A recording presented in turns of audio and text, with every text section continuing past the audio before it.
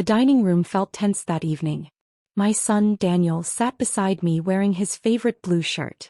He was 7 now and his birthday had been 2 days earlier. So about Daniel's birthday party, my sister Jennifer began. My kids came home pretty upset. I looked up from my plate. Upset? They seemed to have fun. Emma said the cake was homemade. Jennifer's voice carried disapproval. She said it looked like something from a baking fail video. Daniel's fork stopped midway to his mouth. He'd spent 3 hours with me in the kitchen, carefully measuring flour and insisting on blue frosting because it was his favorite color. Daniel and I made that cake together, I said quietly. That's sweet, but you could have bought something from a real bakery, Jennifer continued. My kids are used to a certain standard. Mom nodded from across the table. It's important to maintain appearances, especially for children's events. But did the other children enjoy eating it? Jennifer raised an eyebrow. Emma felt embarrassed for Daniel. The frosting was uneven. Daniel was looking down now, his hands folded in his lap, fingers tracing the edge of his napkin. Next time buy a professional cake, Mom added. There's no shame in admitting baking isn't your thing. Daniel, honey, are you ready to go? I said. He nodded without looking up. Already? Jennifer seemed surprised. We haven't had dessert. I bought it from that French pâtisserie downtown. Thank you for dinner. We should get going. The drive home was quiet. Daniel stared out the window at the passing streetlights. Mom? He said finally as we pulled into our driveway. Was our cake really bad? I turned off the engine and looked at him. Did you have fun making it? Yeah. It was my favorite part of my birthday. Then it was perfect, I said. Don't let anyone tell you otherwise. He smiled a little and we went inside. That was Tuesday. By Friday morning my phone was ringing. Hi, this is Jennifer. Do you have a minute? I'm about to head to work. What's up? Listen, Emma's birthday is in 3 weeks and I can't find a venue for catering. The country club is full and so is every other decent place. I thought you might know someone who could help. You want catering recommendations? I've called everywhere. Even that new place on 5th Avenue with the celebrity chef. They're booked solid. I'm desperate. What kind of event are you planning? About 60 people, full dinner service, custom cake, decorated venue. Emma's friends expect a certain level of sophistication. She paused. So, do you know anyone? Actually, I said, I might be able to help. Really? Oh, thank God. Who do you know? Give me your requirements and I'll see what I can do. She listed her needs. Dietary accommodations, themed decorations, premium ingredients, entertainment, a custom cake, coordinated staff. And it has to be at a nice venue. Emma's friends' parents will be there. I'll make some calls and be in touch by Monday. Monday? Can't you call them today? I need to check some things first. I didn't make any calls that day. Instead, I went to work taking the private elevator most people never noticed. My assistant, Sarah, had organized the morning's agenda. Morning, Sarah. Anything urgent? The Hartford wedding was rescheduled and we have 3 new venue inquiries. Can you pull up our booking calendar for the next 6 weeks? Every weekend was blocked with events. Emma's birthday weekend showed a corporate gala at our main venue. The Thompson Gala, I said.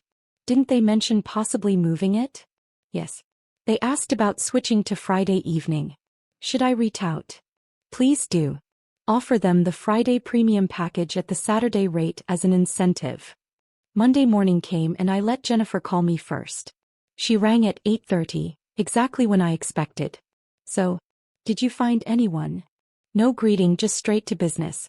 I did actually. I found a venue that can accommodate everything on your list. Are you serious? Which one? I've literally called every event space in the city. It's called Sinclair Events. They have several locations, including a beautiful garden venue that would be perfect for a children's party. They handle everything in-house: catering, decorations, entertainment, custom cakes. Full service. Silence on the other end. Then, Sinclair Events? I've never heard of them. They're very selective about their clients. Mostly high-end corporate and private events. They don't advertise publicly. And they have availability for Emma's birthday? How did you even get them to talk to you? These exclusive places usually won't even return calls. I have a connection there, I said simply. Would you like me to arrange a consultation? Yes. Absolutely yes. When can we meet? How about tomorrow afternoon? 2 o'clock. She agreed immediately, already talking about what she'd wear and how impressed Mark would be that she'd found such an exclusive venue. I could hear the relief in her voice, mixed with curiosity about how I'd managed to get access to a place she'd never even heard of. The next afternoon I arrived at our main location 30 minutes before Jennifer. The staff knew to expect her and I'd briefed them on exactly how to handle the meeting. I waited in my office, watching through the one-way glass as my sister entered the reception area. Our event coordinator, Marcus, greeted her professionally. I could see Jennifer looking around, taking in the elegant interior, the photos of past events on the walls, the premium finishes throughout the space. Crystal chandeliers hung from the ceiling, and the marble floors gleamed under soft lighting. Fresh flower arrangements sat on every table, and the subtle scent of vanilla and lavender filled the air. I have a 2 o'clock appointment, Jennifer said, her voice carrying a note of impressed surprise. For a consultation about my daughter's birthday party. Of course, Mrs. Peterson. Please have a seat. Can I get you anything while you wait? Water, coffee, espresso, tea? Water would be fine. She sat down on one of the leather chairs, pulling out her phone. Marcus returned with her water in a crystal glass and a portfolio of our services. While you're waiting, feel free to look through our event gallery. We specialize in creating memorable experiences. She was flipping through the portfolio, her eyes widening at the photos of elaborate weddings, corporate galas and milestone celebrations we'd designed, when the door opened again. Jennifer. Mom walked in looking confused. What are you doing here? Mom? What are you doing here? I got a call about catering for the church fundraiser. They recommended this place. Mom looked around.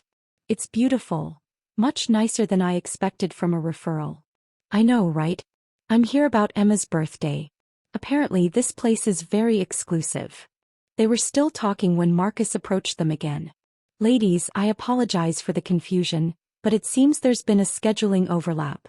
The owner is available now if you'd both like to come back together. The owner. Jennifer perked up. We get to meet with the actual owner?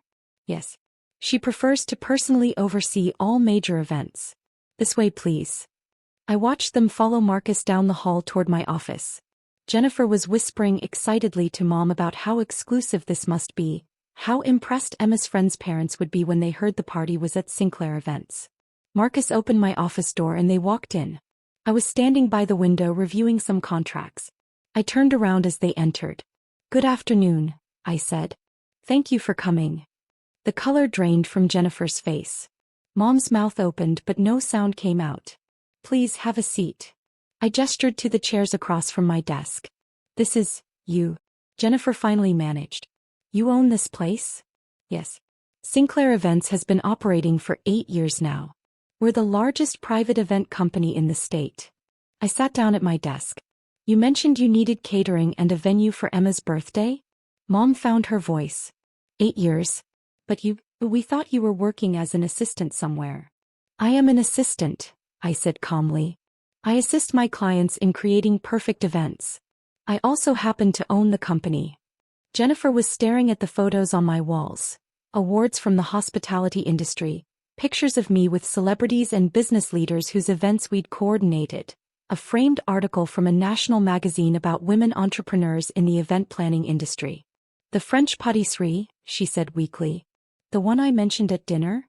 We supply their event cakes. They handle retail, we handle large orders. They're actually one of our partner vendors. The Country Club? We've been their exclusive catering partner for 3 years. When I heard you were trying to book there, I had them tell you they were full. I wanted to see if you'd call me for help. Jennifer's hands were shaking. The Fifth Avenue restaurant with the celebrity chef? We designed and launched that concept 6 months ago. It's one of our subsidiary ventures. Mom was looking at me like she'd never seen me before. The hotel downtown?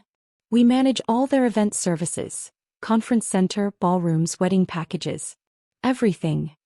But your house, Jennifer protested. You live in that small house. You drive a 10-year-old car. You make homemade birthday cakes. Yes, I said simply. I do all those things. Because Daniel and I enjoy them. Because I don't need to prove anything to anyone. And because the money I don't spend on impressing people goes into growing my business and securing my son's future. Marcus knocked and entered with a tablet. Excuse me, ma'am. The Thompson Gala confirmed their move to Friday. That opens Saturday evening if you want to accept new bookings. Thank you, Marcus. I turned back to Jennifer and Mom. So, Emma's birthday party. Saturday 3 weeks from now. 60 guests. Full service. I can offer you our garden venue, which includes catering, a custom cake, decorations and entertainment. Our standard package for that size runs about $15,000. Jennifer's face went white. $15,000? That's actually 20% off our usual rate. Family discount. I pulled up the contract on my screen. Of course, if you'd prefer to find another vendor, I understand. Though, as you've discovered, most venues are booked. I can't. Jennifer looked at Mom, then back at me. Why didn't you tell us? Tell you what? That I own a successful business? I tried, several times. But every time I mentioned my work, you'd change the subject or make a comment about how I should get a real career. Eventually I stopped trying. Mom's voice was barely a whisper. At dinner, when I said baking wasn't your thing, I personally design custom cakes for Fortune 500 executives and celebrities, I said. Last month I created a wedding cake for a senator. Daniel's birthday cake was homemade because he wanted to help make it. That was more important to me than impressing 7-year-olds with professional fondant work. Jennifer was crying now, mascara running down her face. I'm so sorry. I had no idea. I was so awful to you and to Daniel. Yes, you were, I agreed. And now you need my help. I understand if you won't do it, she said, her voice breaking. I wouldn't help me either after what I said. I pulled up the contract and made some notes. The garden venue, 60 guests, premium catering package, custom cake designed by me personally, full decoration service and entertainment. Everything Emma could want for her birthday. I'll waive the venue fee so the total comes to $12,000. You'll still do it? Jennifer looked shocked. After everything? Emma's my niece. She deserves a beautiful birthday party. What she doesn't deserve is to hear her mother make cruel comments about other children. I slid the contract across the desk. But there's a condition. Anything. Daniel gets to help me design Emma's cake. And when it's unveiled at the party, you're going to tell every single one of those 60 guests that your nephew helped create it. You're going to explain that he's learning the art of pastry design from his mother, who runs the most successful event company in the state. Jennifer nodded, tears still streaming. Of course. Yes. Absolutely. And one more thing, I added, looking at both of them. No more comments about my choices. Not my house, not my car, not how I spend my time with my son. If you can't respect my decisions, then we can keep this relationship purely professional. Event planning only. Mom reached across the desk, her hand trembling. We respect you. We always should have. I'm so sorry. I didn't take her hand immediately. I let her sit with that feeling for a moment. The same way Daniel had sat at that dinner table, feeling small and embarrassed about a cake he'd been proud of. Then I took her hand and squeezed it gently. Good, I said. Because families should build each other up, not tear each other down. Especially not in front of children who are watching and learning what love looks like. Jennifer signed the contract with shaking hands. As they were leaving, she turned back at the door. The cake Daniel made, she said quietly. Emma actually told me it tasted better than the fancy ones I usually order. She said it tasted like it was made with love. I didn't want to hear it. That's because it was made with love, I replied. That's the secret ingredient I use in every cake I create for my clients. Turns out it works pretty well. After they left, I sat in my office for a while looking at the photo on my desk. Daniel and me in the kitchen, both covered in flour, laughing at the mess we'd made. It was taken on his birthday, right before we put the cake in the oven. That photo was worth more than all the awards on my wall. My phone buzzed with a text from Daniel's school. He'd been chosen for the art showcase. I smiled and replied that I'd be there on opening night, and we'd celebrate afterward with homemade cupcakes. Some things I thought were too important to outsource.